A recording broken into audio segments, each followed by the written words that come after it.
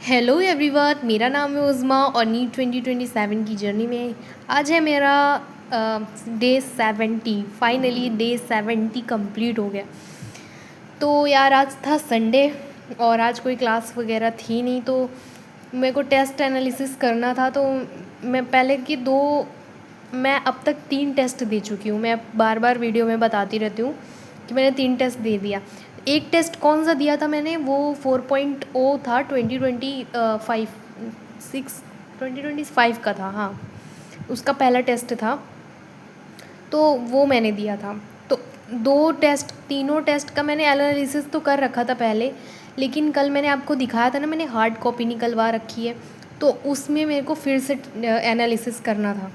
तो मैंने 2 टेस्ट का पूरा दिन मेरा निकल गया, कसम से बता रही हूँ। टेस्ट एनालिसिस करने में बहुत टाइम लगता है, तो मुझे लगता है कि अभी मुझे टाइम दे देना चाहिए ताकि मैं धीरे धीरे ये टाइम कम कर सकूँ। क्योंकि बाद में अगर हम यही टाइम देंगे एनालिसिस करने को, तो बहुत टाइम लगेगा और उस टाइम तुम्हें पढ़ना भी बहुत होगा, है ना। तो तब तो टाइम नहीं निकलेगा किसी भी हाल में। अभी तो छोटे छोटे चैप्टर्स चल रहे हैं, बेसिक चल रहा है, जो तुम आराम से कवर कर सकते हो।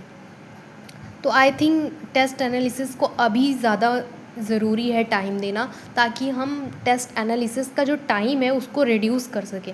मुझे तो भाई बहुत टाइम लगाया है ना, 2 टेस्ट का एनालिसिस करने में वही पूरा दिन निकल गया।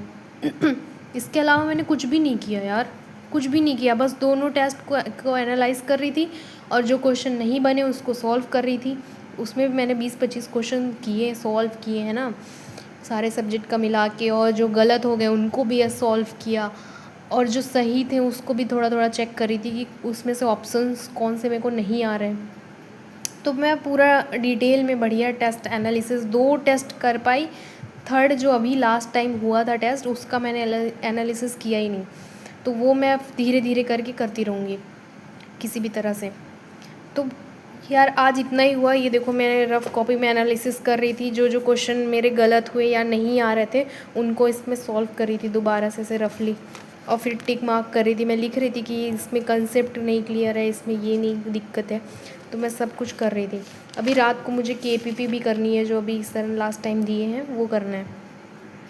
तो बस यार यही था आज का दिन, और रात को मैं पढ़ने वाली हूँ। KPP वगैरह करूँगी, फ़िज़िक्स की ही पढ़ूँगी, और केमिस्ट्री का कल थर्मोडायनामिक्स नया चैप्टर स्टार्ट होगा, तो मैं वो सुधांशु सर से कल से कंटिन्यू करूँगी। और पीछे के जो मेरे रेडॉक्स और सॉल्यूशन चैप्टर थोड़ा वीक है, इसको मैं धीरे धीरे करती रहूँगी। अभी पहला टेस्ट तो वो सम बेसिक कंसेप्ट का है, तो वो मैंने उसके क्वेश्चन मैंने बताया था ना, कल परसों है, कल ही तो है, बहुत सारे क्वेश्चन लगाए थे, 75+ क्वेश्चन लगाए थे। हाँ, कल ही था। और 15-20 इधर भी, तो मतलब 80-90 क्वेश्चन लगाए थे मैंने सम बेसिक कंसेप्ट के। और इसी तरह मैं उस चैप्टर के क्वेश्चन और भी लगाऊंगी, ठीक है। तो सम बेसिक कंसेप्ट एकदम क्लियर एंड डन हो जाएगा, वो मेरा पैक होके रख जाएगा वो चैप्टर, ताकि मैं उसका टेस्ट भी दे पाऊँगी, और फिर धीरे धीरे डिडॉक्स और सोल्यूशन भी इसी तरह से कर लूँगी। तो यही है मेरी प्लानिंग, और कल से फिर से अच्छे से दिन स्टार्ट होगा, है ना। कल मेरी डायरी का पेज भी डिफरेंट हो जाएगा। तो आज मैं कोशिश करूँगी कि मैं इसकी रिकॉर्डिंग करूँ थोड़ा बहुत। बस यही था आज का दिन। और आप लोग का दिन कैसा जा रहा है मुझे बिल्कुल बताना। आप लोग अपना टास्क बिल्कुल लिख सकते हो यार, नीचे लिखा करो डेली, ताकि तुम लोग का भी डेली कंसिस्टेंसी बनी रहे। मैं सबका देखती हूँ और देखूँगी भी यार, रिप्लाई भी करूँगी, क्यों नहीं करूँगी, ठीक है। और मैं आप लोग को एक टास्क देना चाहती हूँ आज। टास्क ये है कि मैं काफ़ी दिन से सोच रही थी कि जैसे बायोलॉजी है ना अपनी, उसमें अगर हम लोग कुछ सिमिलर चीज़ों को इकट्ठा करें सोच सोच कर, तो कितना मज़ेदार रहेगा। जैसे कि थोड़ा बहुत एग्जांपल मुझे याद है जो देती हूँ मैं। जैसे कि फ्रॉग का जो लीवर है उसके होते हैं 3 लोब्स, राइट। और फ्रॉग का है या कॉकरोच का है, हाँ फ्रॉग का ही है। टेस्टिस जो है उसके भी 3 लोब्स होते हैं। नहीं, फ्रॉग का टेस्टिस नहीं है, कॉकरोच का टेस्टिस है यार। देखा, भूल गई थोड़ा। एक सेकेंड कंफर्म करती हूँ, तुम लोग का भी रिवीजन हो जाएगा। आ जाओ। हाँ, कॉकरोच का है, ये देखो।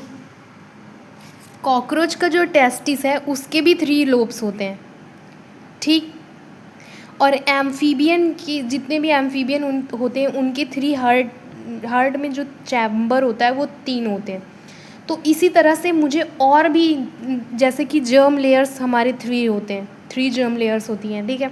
तो इसी तरह आप लोग मेरे को कमेंट करके सोच सोच के जब भी पढ़ो, है ना, बायो जब भी पढ़ो तो जो भी 3 से रिलेटेड कुछ भी आए बायो, पूरी बायो में 3 से रिलेटेड आए उसको मेरे को बताते जाओ। मैं उसकी लिस्ट बनाऊंगी और उसकी एक शॉर्ट वीडियो बनाऊंगी कि आ जाओ पूरी एनसीईआरटी घुमा के लाती हूँ 3 से, नंबर 3 से। तो टेस्टिस हो गया, है ना, हर जगह जहाँ जहाँ पहुँच सकते हैं 3 नंबर देखकर सारा घूम के आएंगे 3 नंबर से। तो आप लोग को जो जो याद आ रहा है 3 से रिलेटेड वो सब कुछ कमेंट करो, याद करके करके ढूंढ ढूंढ के पढ़ते रहो, तब कभी मिल जाए तो फिर आके इसी वीडियो में लिख कर जाओ, है ना। तो मैं इसका टाइटल ही ऊपर थंबनेल ही 3 से रिलेटेड कुछ रखूँगी, है ना। तो मज़ा आएगा यार, ऐसे ऐसे छोटे मोटे टास्क मैं देती रहूँगी। तो यहाँ पर लिख कर जाना बहुत सारी चीज़ें 3 से रिलेटेड। ओके, मिलते हैं फिर डे 671 को। पढ़ते रहिए, all the best, bye bye. कोई भी प्रॉब्लम हो मुझे बिल्कुल शेयर करिए, ठीक है, मैं सबका रिप्लाई करती हूँ। बाय।